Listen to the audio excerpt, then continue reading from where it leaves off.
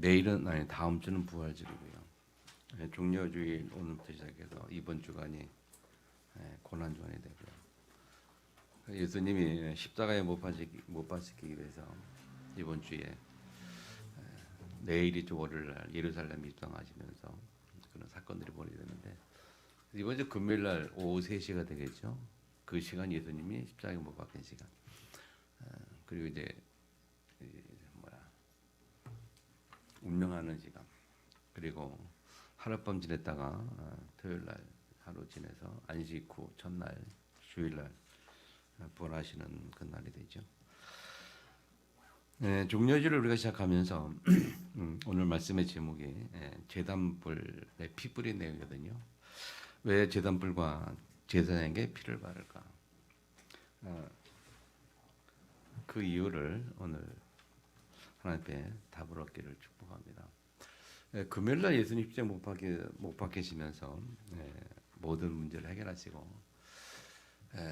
죽으시는 십자가에 못 박히는 그날 그 순간에 성전에 있는 제사장 휘장이 쭉 찢어지게 되죠. 그래서 제사장만 들어갈 수 있었던 그 지성소를 이제 모든 사람이 들어갈 수 있는 그런 축복의 길이 열리는 거죠. 그런 비밀을 보면서 우리가 오늘도 구약에 왜 피를 바르가 있을까? 예배의 비밀을 찾아내기를 축복합니다. 대부분의 사람들이 보면 삶의 본질을 모르고 살아가는 것 같아요. 삶의 이유를 모르고 보면 거의 다 이 본질을 모르고 그냥 거의 대부분 먹고 사는 것에 만족하는 특별한 의미, 삶의 의미를 부여하는 사람은 많지 않더라고요. 그러다 보니까 우리가 살아가는 인생이 간단하지가 않거든요. 수많은 문제 속에 살아야 되는데 그 수많은 문제 속에서 수많은 갈등을 겪으면서 답을 찾지 못하고 해결책을 모르고 살아가는 것이 인생이 아니겠냐 그런 생각을 해보는데 요즘에 거의 한 달 넘었죠 이제 러시아가 우크라이나를 침공하면서 전쟁이 시작됐잖아요. 저는 요새 그게 참 관심사예요. 전쟁이 어떻게 흘러갈까? 하나님 어떻게 역사하실까? 그리고 우리 지구 전 세계가 어떻게 흘러갈까? 그런 생각을 좀 하고 그러는데 왜 전쟁을 할까? 왜 러시아가 왜 우크라이나를 침공했을까? 그걸 통해서 얻는 이익이 뭘까? 그런 생각을 해보고 그 전쟁이 벌어진 그 상황에서 그 전쟁터에서의 사람의 목숨은 파리 목숨 같아요. 그냥 아무것도 아닌 목숨이죠. 잘못 있다가 포탄 한번 맞아 그냥 죽어버리는. 그리고 그 여러 가지 기사 나옵니다만은 군인들이 행하는 그런 범죄들은 사람의 목숨을 우습게 여기는 그런 게 참 많죠. 전쟁터에서는 그런데 또 그것을 벌어진 일을 가지고 그런 일을 가지고 전 세계에서는 또 난리가 나지요. 푸틴 그 바이든은 전쟁 범죄다 막 그러기도 하고 성추행도 심하고 이 인간성이 어떠고 막 그런 얘기들이 막 나오면서 난리가 나죠. 그뿐만이 아니고 또한 그 전쟁 때문에 지금 전 세계가 난리가 났어요. 물가가 오르고 석이 오르고 물가 오르면서 어느 나라에서 보니까 막 대물막 하더라고요. 살 수가 없으니까 생필품 가격이 너무 올라가니까 막 3배, 4배 막 뛰고 그러니까 일본 식용유 하나가 예를 들면 한 1,000원 하던 게 막 5천, 6천 원 뛴다든지 그렇게 보니까 가난한 사람은 살 수가 없는 거예요. 그래가지고 대목 일어나는 나라도 여러 군데 많아요. 대목 일어나는 나라들이. 그래서 먹고 사는 문제 때는 또 난리죠. 전쟁도 난리고. 그런 여러 가지 환경을 보면서 그런 생각을 합니다. 그런 환경 속에서 살아가는 사람은 무엇일까? 인간이 무엇일까? 그리고 그들의 삶이 무엇일까? 무엇 때문에 사람들이 살아갈까? 이런저런 많은 생각들을 하게 돼요. 그 삶의 모습들을 보면서 그럼 나는 사는 이유가 뭘까? 나는 왜 사는 걸까? 그런 생각도 해보게 되면서 그런 고민 저런 고민하다가 역시 답을 얻는 것은 성경밖에 없습니다. 성경 속에서 답을 찾을 수 있죠. 삶의 근본 문제에 대한 그런 근본 문제에 대한 답은 사람들이 찾을 수가 없어요. 오직 성경밖에 찾을 수가 없지요. 삶의 근본 문제에 대한, 그리고 인간의 근본 문제의 답은 나는 성경밖에 없다. 아무리 고민해봐도 성경 밖에는 답이 없습니다. 성경은 뭐라고 말하느냐 하면 창세기 1장에 보면 하나님이 하나님의 형상대로 창조했다. 그래서 사람이 뭐냐, 인간이 뭐냐, 하나님의 형상을 가진 존재예요. 하나님의 형상을 가진 존재. 무슨 말인지 아시길 바랍니다. 사람은 하나님의 형상을 가진 존재예요. 그렇게 처음부터 시작된 게 인간의 원래 모습입니다. 그래서 하나님 형상 가진 사람이, 하나님 형상을 가진 사람이 땅을 정복하고 다스릴 수 있는 그런 삶을 가지고 있는 거죠. 그래서 하나님의 형상을 가진 사람이 세상을 다스리고 정복하고 다스려야 그 세상이 올바른 세상이다. 하나님의 형상을 잃어버린 사람이 세상을 다스리면 문제가 심각해진다. 그런 말이죠. 그래서 이 푸틴 누굽니까? 하나님 형상을 잃어버린 사람 아니에요. 불신자 아닙니까? 그런 사람이 러시아라는 큰 나라를 장악하고 많은 돈을 축적하고 힘을 가지고 있으니까 그 사람이 문제를 일으키는 거 아닙니까? 왜 이렇게겠어요? 인생의 근본 문제를 모르니까. 한 형상이 없다 보니까 사람 죽이는 것을 여기고. 이게 뉴스에 보니까 이 러시아 그의 푸틴 대통령이 재산이 어마어마하더라고. 재산이 세계 몇 대 재벌 중에 10대 재벌 중에 누가 있는데 그 사람보다 재산이 더 많다라고 얘기를 했어요. 러시아 출신인 재벌가가 자기보다 재산이 더 많을 거다, 그렇게 뉴스에 보니까 더라고요. 그런 어마어마한 재산을 가지고 있는데도 왜 그런 짓을 할까? 그래서 세상은요, 하나님의 형상을 가진 사람, 세상을 다스려야 이 세상이 정상적이게 돌아갈 수 있는 줄 믿으시기 바랍니다. 저는 그렇게 생각해서요. 그래서 창세기의 창세기 1장이거든요. 창세기 2장은 뭐냐면 창세기 2장 17절에 사람이 뭐가 되냐? 생명이 되었다. 생명. 하나님이 그 코에 생기를 불어넣으시니 사람이 생명이 된지라. 생명은 뭐라면 살아있는 영이다. 살아있는 영이에요. 그렇죠? 생명을 가진 모습이 인간이에요. 살아있는 영을 가진 게 원래 인간의 모습이에요. 살아있는 영, 생명. 살아있는 영이란 말이죠. 그게 정상인데, 그래서 생명을 가진 아담이 에덴 동산에서 다스리고 정복하고 그렇게 세상을 관리하고 있었단 말이죠. 그런데 창세기 3장에 하나님을 떠났어요. 창세기 2장 10절에 죽으리라 했을 때 창세기 3장의 말씀대로 죽었는데 그 죽음은 육신적인 죽음이 아니고 살아있는 영, 생명이 죽었다는 거예요. 생명, 영이 죽었다는 거예요. 영이 죽어서 하나님을 떠난 겁니다. 아멘. 영이 죽었다. 그 영이 죽으니까 생명이 아니고 하나님 형상이 없고 그 영이 죽으니까 그 육신을 가진 인간이 육신을 가지고 살아가는데 그 삶의 모습은 인본주의적이고 자기 생각 중 자기 중심으로 사람 생각으로 완전한 영을 가지 못하다 보니까 그릇된 생각들로 그릇된 판단으로 시기와 질투 이런 모습으로 살아갈 수밖에 그런 모습으로 살아가는 거죠. 그런 사람이 정복하고 다스리니까 문제가 오는 거 아닙니까? 아멘. 죽음의 의미를 잘 알아야 됩니다, 여러분. 뭐가 진짜 죽음이냐? 하나님 형상이 없는 거예요. 생명이 아니고 죽은 영으로 살아가는 거예요. 그런 인간이 당연히 문제를 이길 수밖에 없죠. 그런 사람이 당연히 삶의 목적과 이유가 바를 수가 없을 것이고 행복할 수가 없겠죠. 그렇죠? 그래서 우리는 하나님 만나야 되는 겁니다. 아멘. 그래서 우리 하나님 품 안에 있어야 우리가 행복한 겁니다. 원래 모습으로 돌아가야 하나님 편으로 돌아가야 내 안에 하나님의 영이 살아있어야 행복한 인간이고, 내 안에 하나님의 영이 살아있어야 올바른 삶을 살 수 있고, 내 안에 영이 살아있어야 내가 경제도 세상도 올바르게 움직일 수 있고 관리할 수 있는 거예요.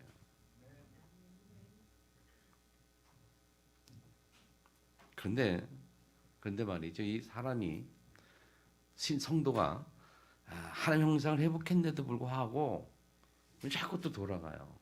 일체질로. 생명을 하나님의 생명을 가졌음에도 불구하고 또 육신은 생명 가지지 못한 그런 모습 다시 돌아가는. 그게 참 무엇으로 표현해야 됩니까? 이게 자꾸 돌아가는, 다람쥐 쳇바퀴 들어간다는, 하여튼 자꾸 이렇게 이 근성이 있어 돌아가는 거 있죠.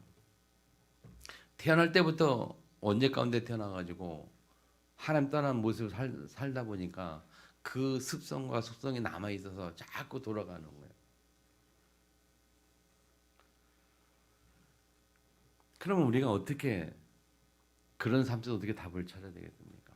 하나님이 그런 우리에게 어떤 은혜를 주기를 원하십니까? 그것이 예배입니다, 여러분. 하나님은 우리에게 예배제도를 두시면서 그 예배를 통해서 늘 옛 습성 돌아가는 우리를 자꾸 예배를 통해서 자꾸 돌리려고 하시는 거예요. 돌리려고. 하나님의 영, 생명을 가진 모습 자꾸 돌아가게 할 수 있도록 하나님 축복하신 게 예배예요. 예배가 왜 중요하냐? 생명의 모습으로 가진 걸로 돌아갈 수 있는 아주 중요한 방법이에요. 이 방법밖에 하나님이 주신 방법이 없어요. 그래서 예배가 생명이라는 거, 예배가 중요하다는 거고, 예배 성공, 인생 성공이라는 거거든요. 예배 실패하면 다 실패한 이유가 뭐냐면 우리가 하나님의 영으로 돌아갈 수 있는 방법들이 없어요. 구원은 받아놓고 하나님의 자녀는 축복 가지고 살아가는데 육신을 가지고 살아갈 수밖에, 이 세상에서 우리가 자꾸 옛 습성으로 돌아갈 수밖에 없는 그걸 자꾸 돌리는 방법이 예배라니까요. 왜 육신을 갈 때 그렇게 되느냐? 이 공중 권세를 잡고 있는 세상이, 이 세상이 공중을 잡고 있는 게 사단이거든요. 사단이 이 세상 공중을 잡고 살아가기 때문에 그 세상에 우리가 육신을 가지고 살아가요. 무슨 말인지 알죠? 우리가 죽어서 이 세상을 떠나서 저 천국에 가면은 예배가 필요 없어요. 그때는 뭘 필요 없습니까? 우리가 완전한 하나님의 형상을 가진 모습으로 변화되어 존재하는 곳이 천국인데 무 예배가 필요 있어요. 그때는 사단의 나라도 없고 사단도 없고 사단도 이미 무정의 속에 갇히고, 그죠? 거기서는 예배 필요 없어요. 근데 문제는 육신을 가지고 이 땅에 살아간단 말이에요. 근데 이 세상을 공중권세, 이 세상을 잡은 자가 사단이란 말이에요. 사단이 활동하고 있단 말이에요. 근데 우리는 원래 태어날 때부터 원죄를 가지고 창세사람들 가운데 태어났단 말이죠. 그래서 처음 이 세상에 태어나서 제일 처음으로 접한 게 뭐냐면 사단의 나라를 접한 거예요. 사단의 나라. 사단의 역사를 먼저 접하고 사단의 세상, 사단의 문을 먼저 접한 거예요. 그러다가 오늘 예수 믿어가지고 한 자녀가 됐는데 이게 예치를 자꾸 돌아갈 수밖에 없어요. 그래서 하나님이 어떻게 하시냐? 계속 예배를 통해서 우리에게 당신의 형상을 우리에게 심어주려고, 아멘. 당신의 생기를 우리에게 늘 불어넣어주려고 항상 예배를, 축복을 주신 거예요. 그 예배가 뭐냐? 예배가 성령의 역사하는 시간, 성령 충만하는, 그죠? 예배는 성령의 영, 하나님의 영, 성령의 역사하는 시간. 그 하나님 성령의 역사를 통해서 내가 생기를 회복하는 시간. 아멘. 그게 예배예요. 승리하시 바랍니다. 하나님이 우리에게 왜 예배를 원하실까? 답을 잘 얻으셔야 돼요. 그렇게 목사님 왜 이렇게 예배드리라고 그렇게 강조하냐? 답을 잘 얻으시고 잘 이해를 하셔야 돼요. 뭡니까? 자꾸 돌아가는 우리 체질 때문에, 사단의 나라, 세상에 속했던 그 체질 속으로 자꾸 돌아가려고 하는 체질 때문에, 그 체질 가지고 있어 자꾸 돌아가니까 하나님 자꾸 예배를 통해서 다시 돌아오라고 믿으기를 축복합니다. 그래서 우리가 신앙생활 가장 중요한 부분이 예배 중심이라고 말하는 거예요. 예배 중심으로 살아야. 믿는 하나님의 자녀는 예배 중심으로 살아가야 된다 그 말입니다. 예전에 우리 그런 말을 많이 썼거든요. 작심삼일. 사자성어 중에 작심삼일 뭡니까? 작심 3일. 아무리 결단하고 결심해도 3일을 넘기기 힘들다 그런 얘기잖아요. 그래서 우스갯소리에서 우리 그래서 고등학교 때 우리 선생님 단순히 하는 말이 뭐냐면 작심삼일이니까 3일에 한 번씩 결단해라. 옛날에 그거 많이 짰거든요. 여러분 동그라미 이렇게 해가지고 24시간 그렇게 해가지고 생활계획표 이렇게 해가지고 기상 6시 아침 6시 기상 막 밤 10시에 취침해가지고 뭐 나착하게 동그라미에 짰던 그런 기억이 나요. 그거를 3일에 한 번씩 그리라는 거예요. 3일에 한 번씩 그리라. 우리가 돌아갈 수밖에 없는 체질이거든. 그렇게 본다면 우리는 3일에 한 번씩 예배드려야 돼. 3일에 한 번씩. 3일에 한 번씩 예배드려야 돼. 3일에 한 번씩 계속. 근데 우리 이제 워낙 또 체질이 그렇다 보니까 우리는 다른 분들 뭐라고 하냐. 그것도 그러니까 매일매일 하자. 그래서 삼오늘을 시작해. 삼오늘. 매일매일 말씀 속에다 삼오늘. 아무리 못해도 일주일에 한 번 이 예배는 승리되지 않겠냐. 아무리 못해도. 그죠? 이게 최소한의 어떤 방법이랄까요? 아주 미니멈이 아주 최소한이다. 최소한 일주일에 한 번 예배는 성공해야 되는 거예요. 그죠? 근데 그것들은 먼저 없으면 어떡하겠습니까, 우리가? 예치로 돌아가는 거죠. 창의 3장 돌아가는 거죠. 하나님이 없는 세상의 사상과 세상의 지식과 세상의 문화에 매여 영향받고 따라가는 삶을 살아갈 수밖에 없는 거란 말이에요. 그 예배가 안 되니까 성도가 예배가 안 되니까 자꾸 돌아가요. 그래서 예배가 안 되니까 돌아가니까 그래서 성도들이 불신자랑 똑같이 삶을 살아가고 더 나아가서 어떤 면에서 불신자보다 더 못한 인생을 살아가는 거예요. 왜 그럴까요? 사단도 건드리지만 또 하나님도 가만히 안 두시거든. 하나님도 가만히 안 두니까 자꾸 하나님도 건드려 돌아오라고. 그래서 하나님께 맞죠. 사단에게 얻어터지죠. 그냥 불신자만도 못한 인생을 살아가는 거예요. 왜 그럴까요? 돌아가니까. 이해됩니까? 그죠? 인정할 수밖에 없죠. 돌아가죠 우리가. 돌아가죠.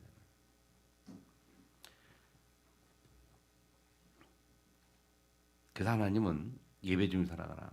구약에 이스라엘 백성들이 출애굽해가지고 가나안 간 동안에 하나님은 그들에게 광야 생활 속에서 성막 중심으로 살아라 그렇게 말씀하셨어요.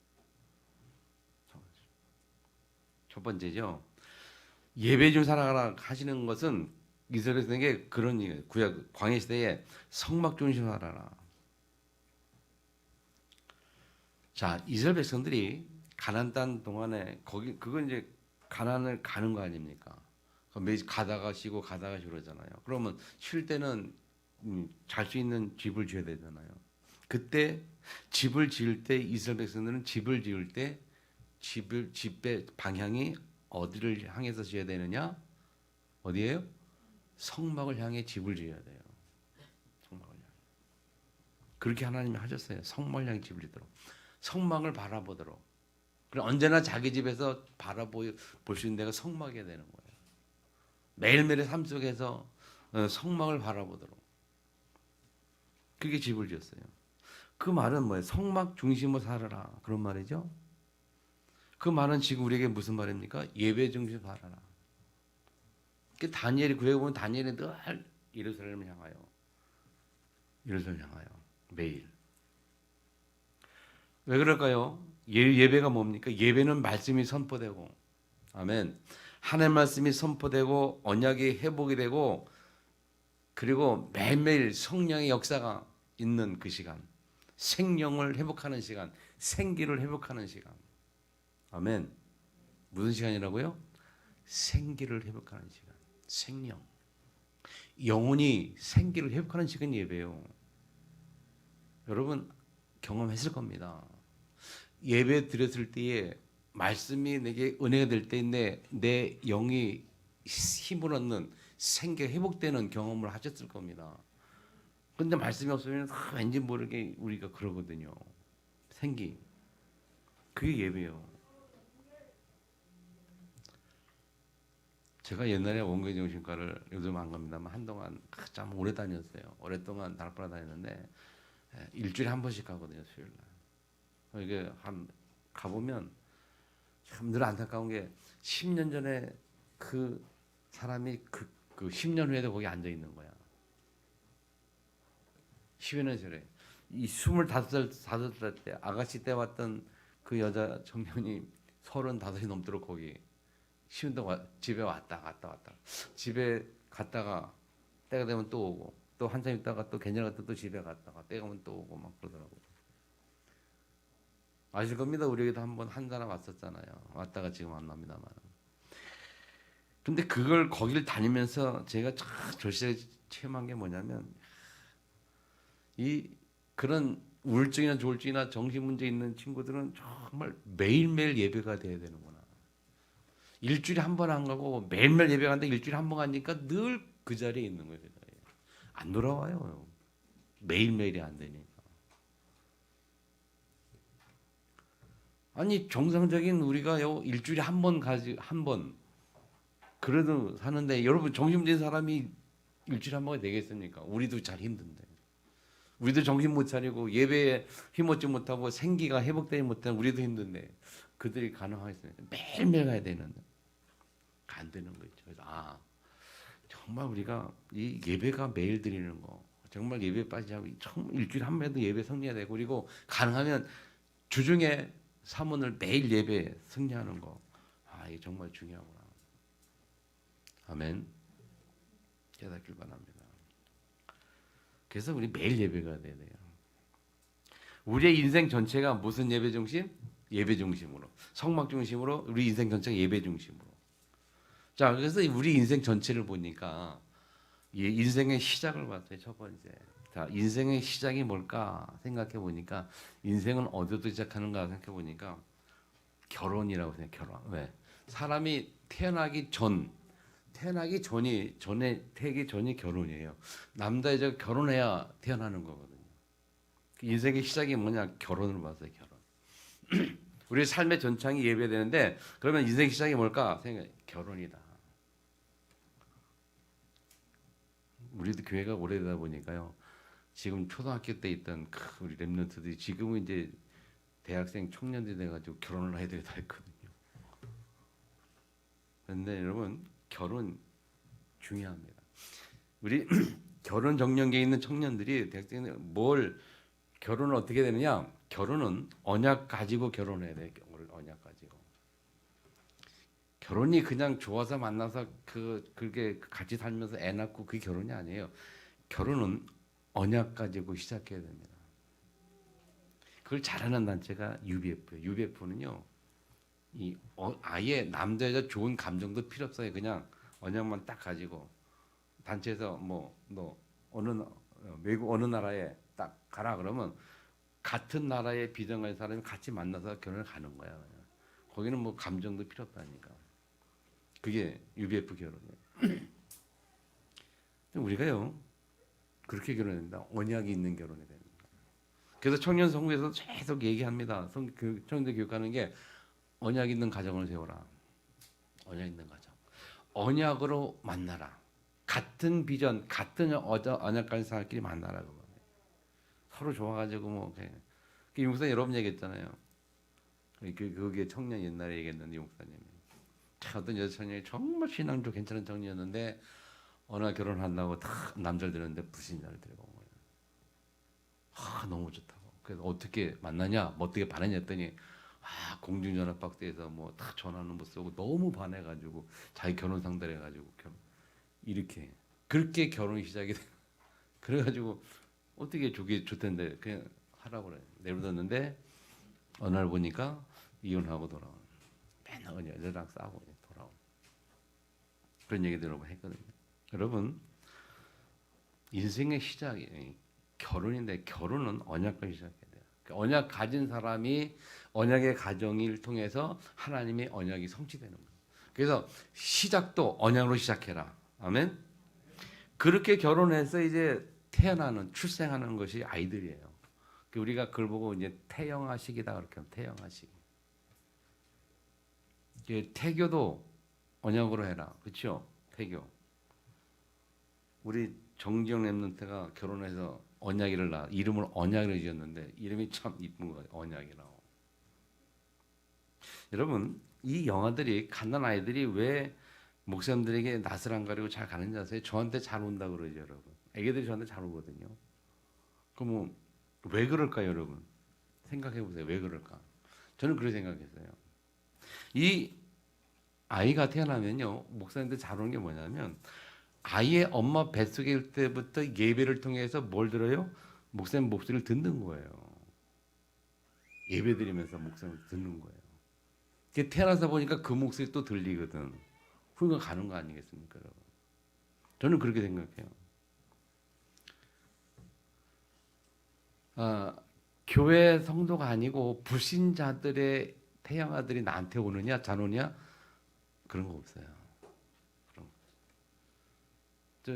불신자 집에 가가지고 깐난에 제가 이렇게 앉으면요 도망간다니까요.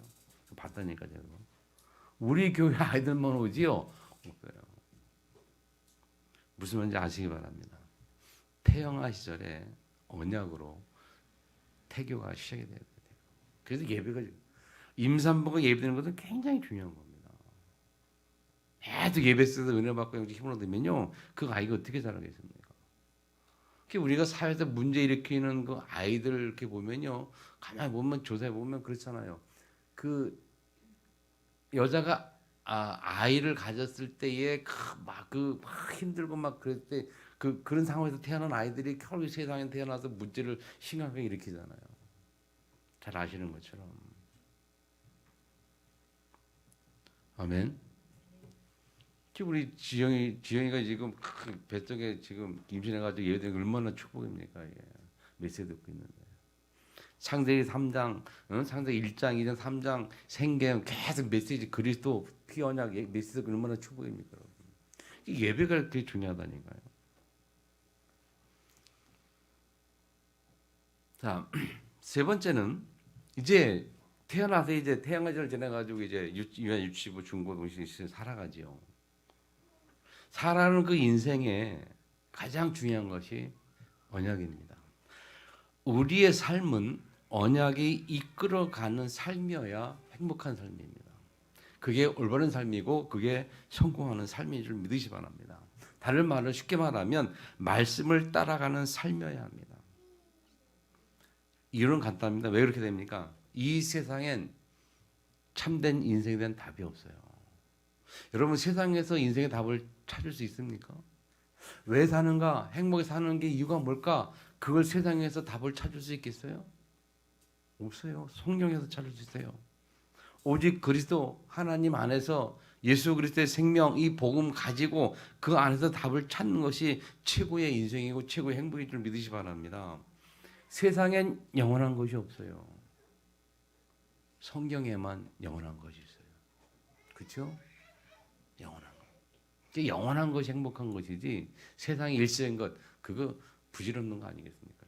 그래서 우리 인생은 말씀 따라가는 삶, 언약이 이끌어가는 삶. 릭 오렌 목사라는 미국에 있는 분이 책을 하나 썼는데 그 책 제목이 뭐냐?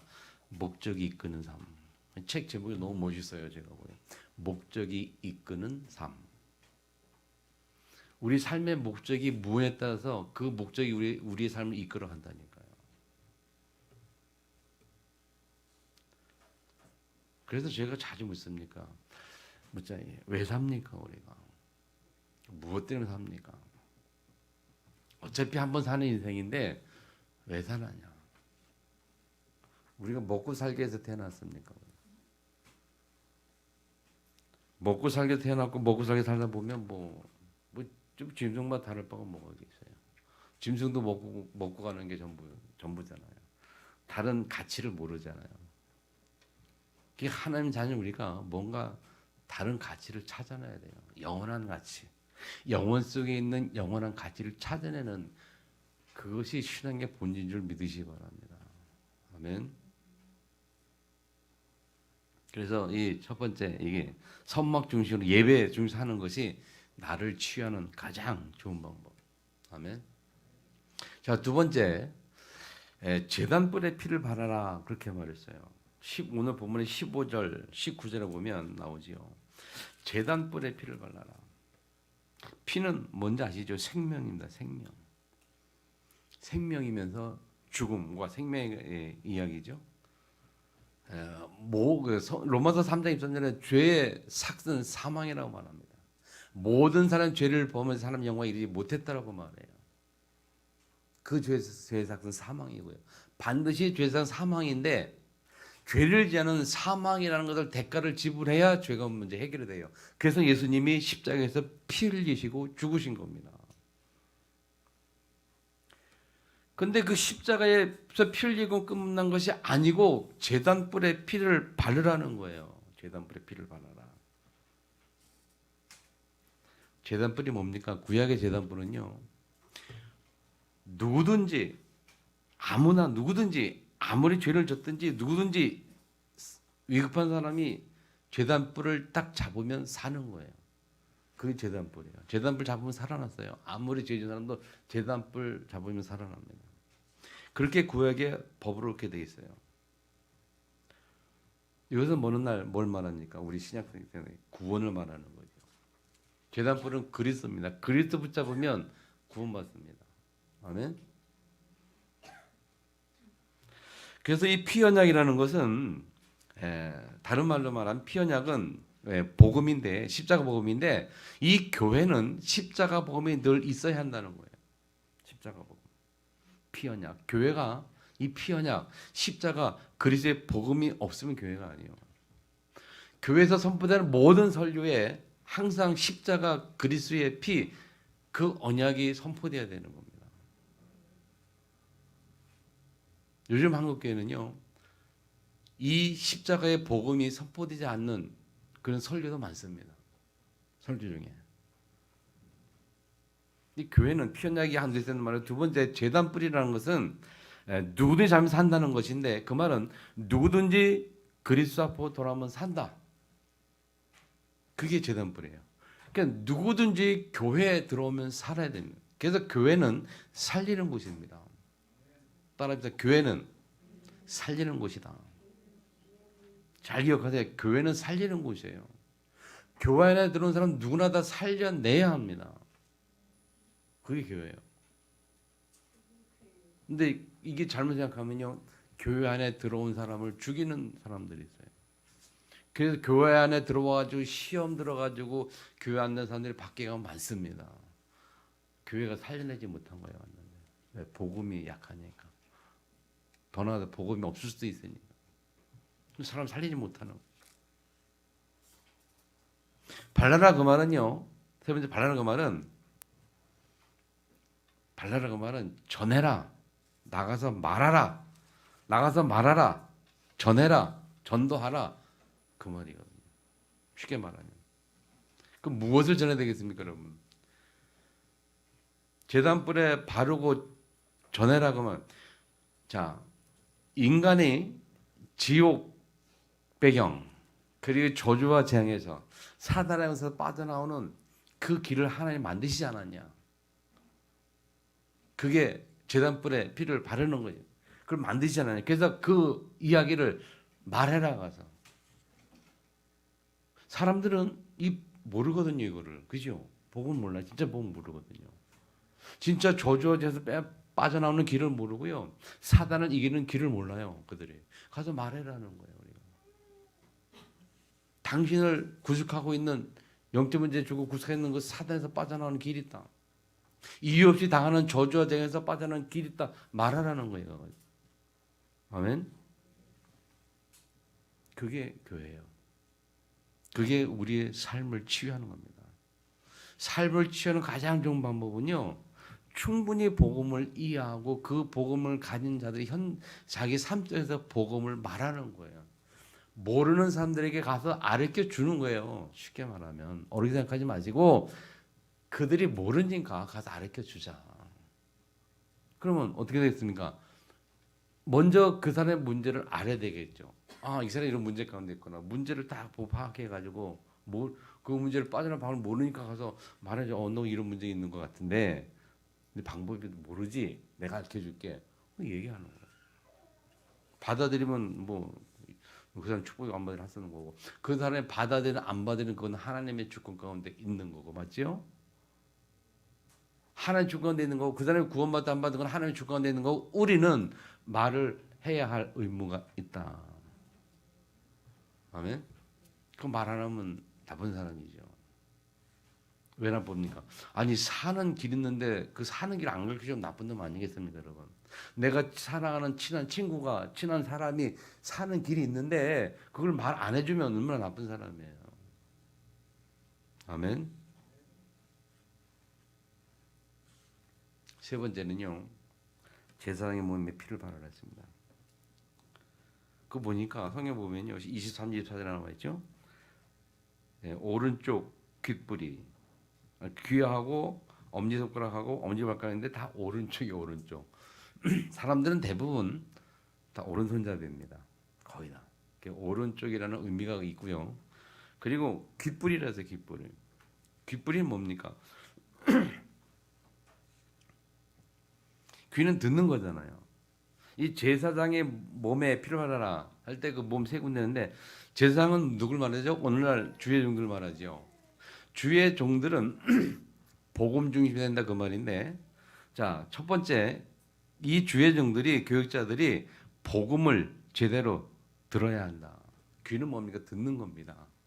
복음을 잘 들어라. 메시지를 들을 때 복음을 잘 이해해라. 말씀 들을 때 복음을 깨달아라. 그래서 정말 전도자의 중심, 목회자고 교육자고 전도자고 가장 중요한 것이 복음을 잘 이해하고 깨닫는 겁니다. 근데요, 복음을 오해한 분들도 많더라고요. 목회자들도 보면 복음이 잘 안 된 분들이, 정리 안 된 분들도 종종 있더라고요. 복음은 뭡니까? 복음을 살리는 거 아닙니까? 그렇죠? 복음은 살리는 건데, 때로는 어떤 분들은 주의 종들이 또는 전도자들이 살리는 게 아니고 현장에서 오히려 사람을 상처 주고 죽이는 일들을 하는 분들도 있고요. 복음이라는 것은 가장 정상적인 것을 말합니다. 정상화되어 가는 게 저는 복음이라고 믿어요. 구원받은 하나님의 자녀가 계속 말씀 들어가면서 복음화되어 가는 것인데, 복음화되어 간다는 말은 사람이 가장 정상적인 모습으로 돌아가는 것. 창세기 1장 27절에 하나님의 형상을 가진 사람, 살아있는 영을 가진 사람은 지극히 정상적인 사람일 거라고 저는 확실히 믿습니다. 그렇죠?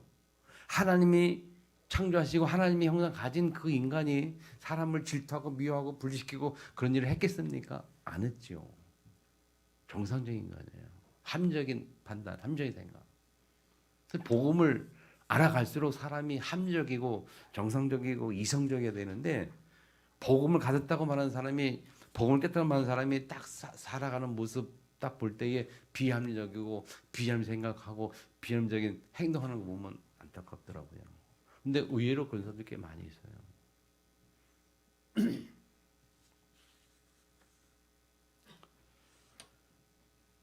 여러분, 바르게 깨달아야 합니다. 바르게 들어야 됩니다.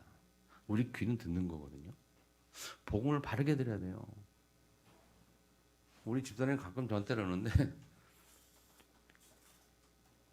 이 설교가, 제 설교가 좀 어려운 면이 또 있다고 그러면서, 그리고 잘 제대로 얘기해야 되는데 사람은 잘 이해를 못 한다는 거죠. 내가 설교하는 집사한테 뭐 이런 몇 대 얘기하면은 잘 모르는, 그럼 그렇게 말해줘야지, 그걸 되게 뭐 하여튼 그런 식으로 하니까. 유목사님 메시지 특징이 뭔지 아십니까, 여러분? 그분이 돌려서 말합니다. 항상 돌려서 말해요. 근데 그 돌려서 말하는 걸 못 듣는. 여러분, 그래서 제가 여러분께 소식 말하는, 여러분 예배 드리기 전에 어떤 기도에, 하나님 성령의 충만한 역사를 통해서 나에게 들을 수 있는 귀를 열어 주옵소서. 기도해야 된다니까요. 들을 수 있는 귀가 갖도록. 성령의 역사로 말미암아 복음을 들을 수 있게 하옵소서. 그 말은 귀목이라는 말이 아니죠. 들려야 합니다. 다시 말하면 깨달아져야 된다는 거예요. 그건 성령의 역사입니다, 여러분. 아멘. 그래서 예배 전에 올 때 진짜 기도, 하나님 오늘 말씀 들을 때 깨달아지게 하는 성령의 역사가 있게 하옵소서. 복음이 들려지게, 말씀이 들려지게 하옵소서. 들려야 된다니까. 그거는 이 귀로 그냥 듣는 게 아니고 내 마음으로, 내 가슴으로 들려져야 된다니까. 들려지는 말씀. 어디로 들려야 돼? 가슴으로 들려지는 말씀. 기도하시기 바랍니다. 목회자나 똑같아요. 자, 두 번째는요. 엄지 손가락. 손가락이 뭡니까? 엄지 손가락이 언제 써먹죠? 이렇게 이럴 때 잘 써먹더라고 딱 보니까. 제일 첫 번째. 그리고요. 제가 보니까 엄지라는 것은 이 엄지가 없으면 사람이 이상해지는 거예요. 물건을 잡을 때 엄지가 없으면 잡을 수가 없어요. 엄지가 제일 중요한 역할을 해요. 보면. 잡을 때 뭐 이렇게 일할 때고. 엄지 없으면 아무도 못 하더라고요. 그래, 주의 종들이, 제사장들이 제일 중요하게 여기는 것이 뭐냐? 복음이어야 됩니다. 그리스도여야 합니다. 첫 번째가 그리스도. 아멘. 그리고 무슨 일을 하든지, 이거 잡는 걸 일하는 걸 본다면 무슨 일을 하든지 그리스도 중심으로 일해란 말이에요. 그리스도가 빠지면 소용없는 일이요. 그리스도가 없는 일은. 아멘.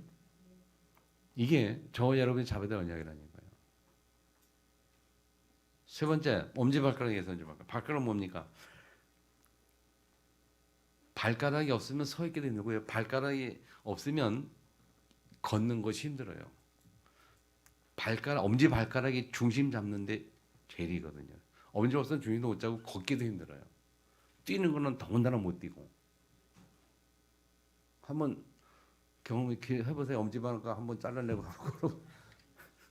못 걷습니다, 여러분. 엄지발가락 다치면 엄지발가락 옛날에 한번 엄지발가락 다 이게 발톱 빠져가 다쳤는데요. 제대로 못 걷더라니까요. 이렇게 옆으로 걸어야 되고 말이죠. 똑바로 못 걸어가. 옆으로 비스듬하게 걸어가야 돼요. 제가 엄지발가락에 빠졌었거든요. 뭐냐? 이 엄지발가락 말은 어디에 서 있어야 될 것이냐. 그리고 우리가 행동할 때를 말해. 행할 때를. 그래서 이 주의 종들이 어디에 서 있어야 될 것이냐? 우리 성도들이 어디에 서 있어야 될 것이냐? 가장 중요한 자리에 서야 되는데 그 자리가 뭐냐?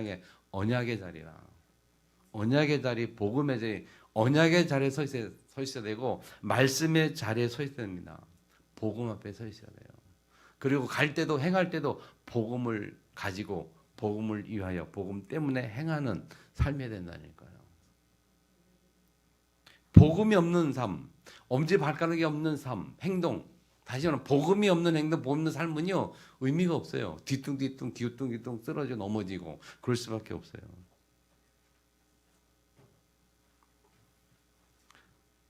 그래서 복음을 깨닫고 전하는 이 신앙생활이 우리 현장의 가장 중요한 치유성이 되야 되네. 그 현장 치유가 뭐냐? 그 현장 치유는 다른 거 없어요. 복음을 깨닫고 전하는 현장이 최고의 현장이에요. 아멘. 그 이유밖에 다른 이유가 현장에 있을 이유가 없어요. 그래야 현장이 치유가 됩니다. 그래야 그 현장 하나님의 역사가 일어나고요. 그래야 그 현장에 여러분이 있어야 될 이유가 있는 것이고 그래야 그 현장에서 여러분이 하나님의 역사를 체험하고 하나님의 축복을 누리는 사람이 되는 거예요.